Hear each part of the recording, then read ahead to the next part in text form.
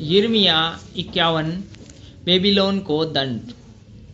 यहोवा यूं कहता है, मैं बेबीलोन और अब्बल कामे के रहने वालों के विरुद्ध एक नाश करने वाली वायु चलाऊंगा, और मैं बेबीलोन के पास ऐसे लोगों को भेजूंगा जो उसको फटक फटक कर उड़ा देंगे, और इस रीति उसके देश को सुनसान करेंगे, और विपत्ति के दिन चारों ओर से इसके विरुद्ध होंगे।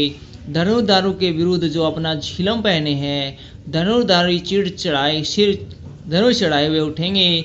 उसके जवानों से कुछ कोमलता न करना, उसकी सारी सेना का सत्यानाश करो।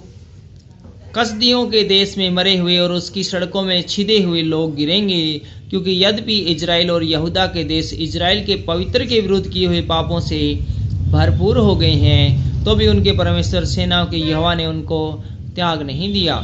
बेबीलोन में से भागो, अपना अपना प्राण बचाओ, उसके अधर्म में भागी होकर तुम भी न मिट जाओ, क्योंकि यह यहोवा के बदला लेने का समय है, वह उसको बदला देने पर है। बेबीलोन यहोवा के हाथ में सोने का कटोरा था, जिससे सारी पृथ्वी के लोग मतवाले होते थे। जाति जाति के लोगों ने उसके दाख मधु में से पिया, इस कारण वे भी बावले हो गए हैं। बेबीलोन अचानक ले ली गई और नष्ट की गई है, उसके लिए हाय हाय करो, उसके घावों के लिए बलशान औषधि लाओ, संभव है कि वह चंगी हो सके।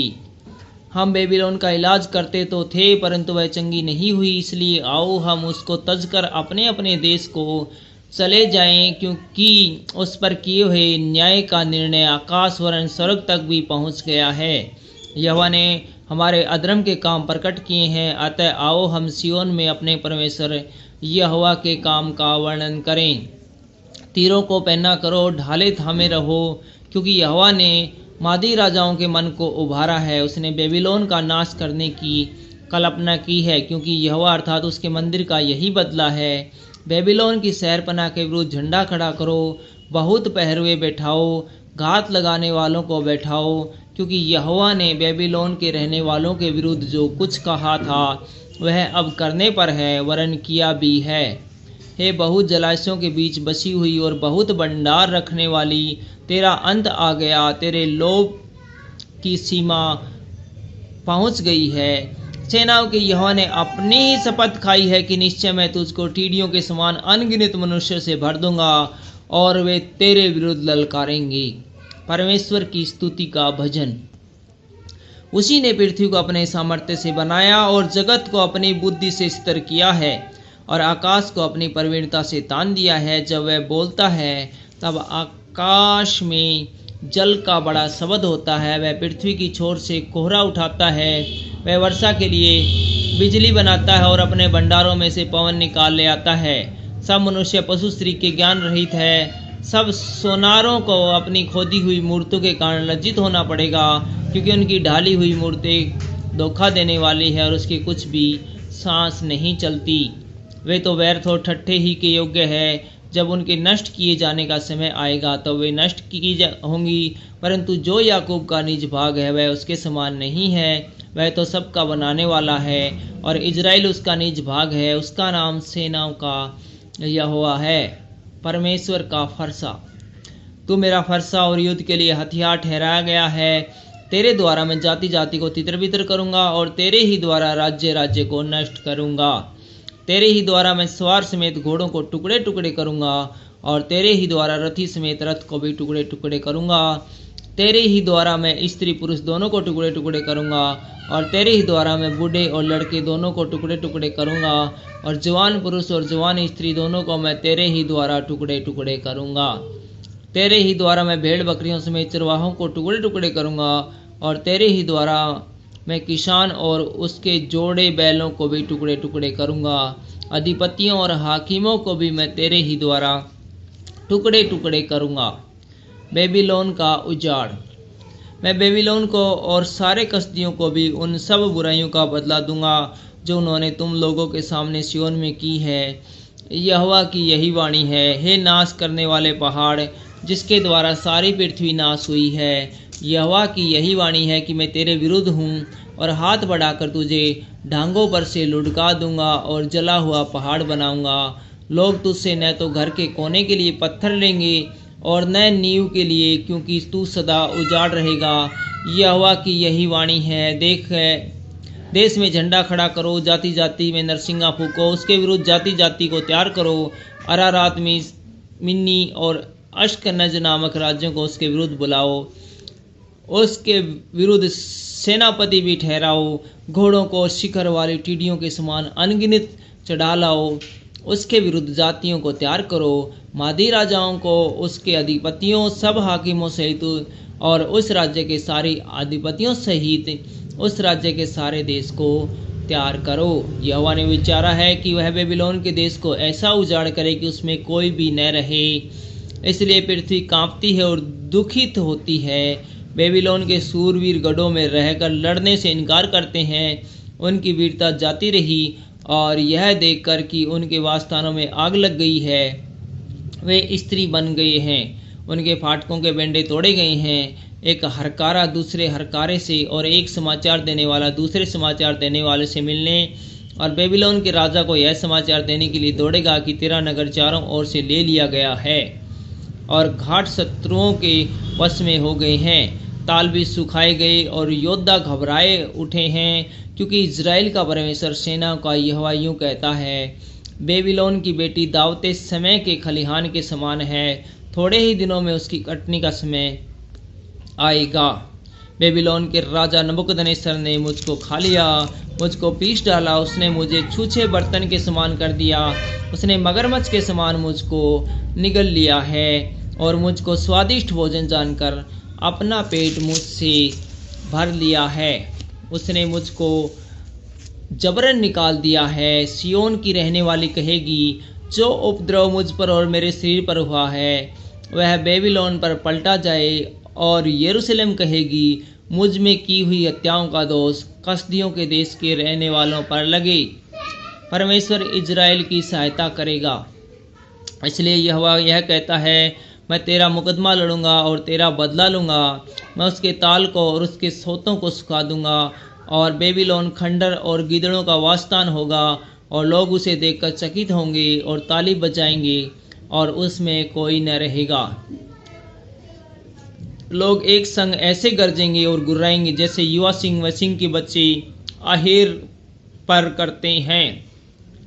परंतु जब जब वे उत्तेजित हो तब मैं भोज तैयार करके उन्हें ऐसा मतवाला करूंगा कि वे हुलस कर सदा की नींद में पड़ेंगे और कभी न जागेंगे। यहोवा की यही वाणी है, मैं उनको भेड़ों के बच्चों और मेढ़ों और बकरों के समान घात करूंगा। पतन के बाद बेबीलोन की दशा। शेशक जिसकी प्रशंसा सारी पृथ्वी पर होती थी, कैसे ले लिया गया, वह कैसे पकड़ा गया। बेबीलोन जातियों के बीच कैसे सुनसान हो गया है। बेबीलोन के ऊपर समुद्र चढ़ आया है और वह उसकी बहुत सी लहरों में डूब गया है। उसके नगर उजड़ गई, उसका देश निर्जन और निर्जल हो गया है। उसमें कोई मनुष्य नहीं रहता और उससे होकर कोई आदमी नहीं चलता।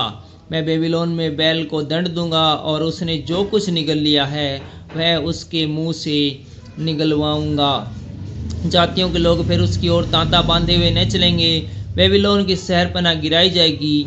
हे मेरी प्रजा, उसमें से निकल आओ, अपने अपने प्राण को यहोवा के भड़के हुए कोप से बचाओ। जब उड़ती हुई बात उस देश में सुनी जाए तब तुम्हारा मन न घबराए, और जो उड़ती हुई चर्चा पृथ्वी पर सुनाई जाएगी तो तुम उससे न डरना। उसके 1 वर्ष बाद एक और बात उड़ती हुई आएगी, तब उसके बाद दूसरे वर्ष में एक और बात उड़ती हुई आएगी और उस देश में उपद्रव होगा और एक हाकिम दूसरे के विरुद्ध होगा। इसलिए देख वे दिन आते हैं जब मैं बेबीलोन की खुदी हुई मूर्तियों पर दंड की आज्ञा करूंगा। उस सारे देश के लोगों का मुंह काला हो जाएगा और उसके सब मारे हुए लोग उसी में पड़े रहेंगे। तब स्वर्ग और पृथ्वी के सारे निवासी बेबीलोन पर जय जयकार करेंगे, क्योंकि उत्तर दिशा से नाश करने वाला उस पर चढ़ाई करेंगे। यहोवा की यही वाणी है, जैसे बेबीलोन में इज़राइल के लोगों को मारा, वैसे ही सारे देश के लोग उसी में मार डाले जाएंगे। बेबीलोन में रहने वाले इज़राइलियों को परमेश्वर का संदेश।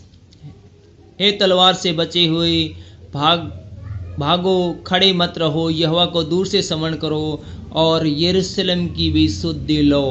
हम व्याकुल हैं क्योंकि हमने अपनी नामधराई सुनी है। यहोवा के पवित्र भवन में विधर्मी घुस आए हैं, इस कारण हम लज्जित हैं। इसलिए देखो, यहोवा की यह वाणी है ऐसे दिन आने वाले हैं कि मैं उनकी खुदी हुई मूर्तों पर दंड भेजूंगा और उसके सारे देश में लोग घायल होकर कहराते रहेंगे। चाहे बेबीलोन ऐसा ऊंचा बन जाए कि आकाश से बातें करें और उसके ऊंचे गढ़ और भी दृढ़ किए जाएं, तो भी मैं उसे नष्ट करने के लिए लोगों को भेजूंगा।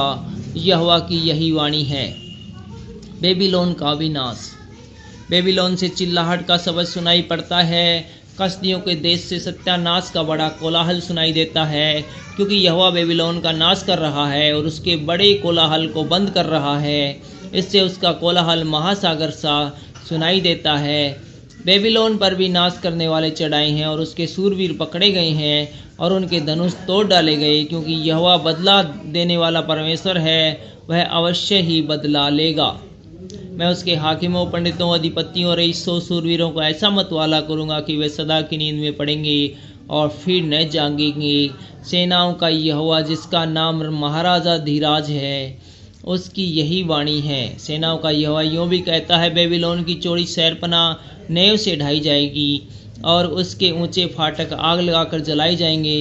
उसमें राज्य राज्य के लोगों का परिश्रम व्यर्थ ठहरेगा और जातियों का परिश्रम आग का कोर हो जाएगा और वे थक जाएंगे। यिर्मयाह के संदेश का बेबीलोन भेजा जाना। यहूदा के राजा सिदकिय्याह के राज्य के चौथे वर्ष में, जब उसके साथ सरायाह भी बेबीलोन को गया था, जो नेरिया का पुत्र, मैशेयाह का पोता और राजभवन का अधिकारी भी था, तब यिर्मयाह भविष्यवक्ता ने उसको ये बातें बताई, अर्थात वे सब बातें जो बेबीलोन पर पड़ने वाली विपत्ति के विषय लिखी हुई है, जिन्हें यिर्मयाह ने पुस्तक में लिख लिया। यिर्मयाह ने सरायाह से कहा, जब तू बेबीलोन में पहुँचे तब अवश्य ही ये सब वचन पढ़ना और यह कहना, हे यहोवा, तूने तो इस स्थान के विषय में यह कहा कि मैं इसे ऐसा मिटा दूंगा कि इसमें क्या मनुष्य क्या पशु कोई भी न रहेगा, वरन वह सदा उजाड़ पड़ा रहेगा। जब तू इस पुस्तक को पढ़ चुके तब इसे एक पत्थर के संग बांधकर फरात महानद के बीच में फेंक देना और यह कहना, यूं ही बेबीलोन डूब जाएगा और मैं उस पर ऐसी विपत्ति डालूंगा कि वह फिर कभी न उठेगा। यूं उसका सारा परिश्रम व्यर्थ ही ठहरेगा और वे थके रहेंगे। यहाँ तक यिर्मयाह के वचन है। Thank you.